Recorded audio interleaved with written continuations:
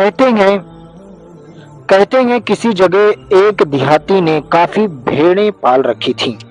وہ ان کی بہت اچھے سے نگہداشت کرتا، چارہ ڈالتا، پانی ڈالتا، سردیوں میں سردی سے اور گرمیوں میں گرمی سے بچاتا، لیکن وہ یہ سب بے مقصد نہیں کرتا تھا۔ گرمیوں میں وہ ان سب بھیڑوں کی وقفے وقفے سے اون اتارتا، جسے بیچ کر وہ کافی منافع کماتا، اور اگر کبھی اس کے گھر زیادہ مہمان آتے تو وہ ان کی خاطر مدارت بھی بھیڑ کے گوشت سے ہی کرتا۔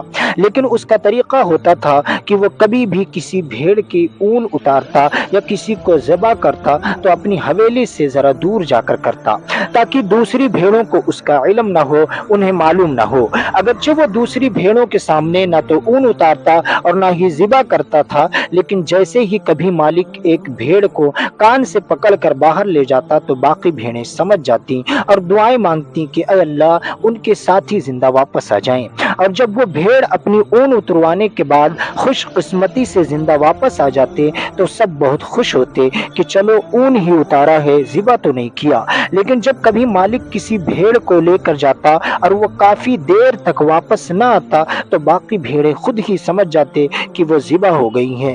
پھر کچھ دیر کے لیے سب غمگین اور افسردہ ہو جاتے، لیکن پھر آہستہ آہستہ بھوک پیاس مٹانے کے چکر میں سب کچھ بھول جاتے۔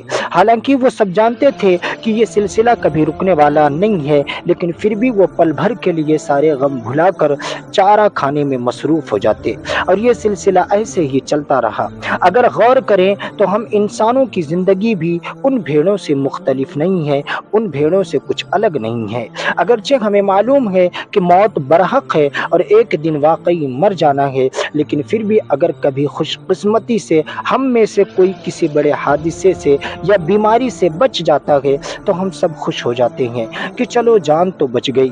ناظرین، اگر کبھی خدا نخواستہ کوئی چل بستا ہے تو ہم سب اس کے غم میں گھڑی بھر کے لیے غمگین ہوتے ہیں، آنسو بہاتے ہیں، لیکن پھر بھیڑوں کی طرح اپنی روزمرہ زندگی کی مصروفیات میں سب کچھ بھلا کر پھر سے دنیا داری میں مشغول ہو جاتے ہیں، اور یہ سلسلہ ایسے ہی چلتا رہتا ہے۔ اللہ ہم سب کو موت کی گھڑی کو یاد رکھنے اور اس کے لیے کما حق ہو تیاری کرنے کی توفیق عطا فرمائے۔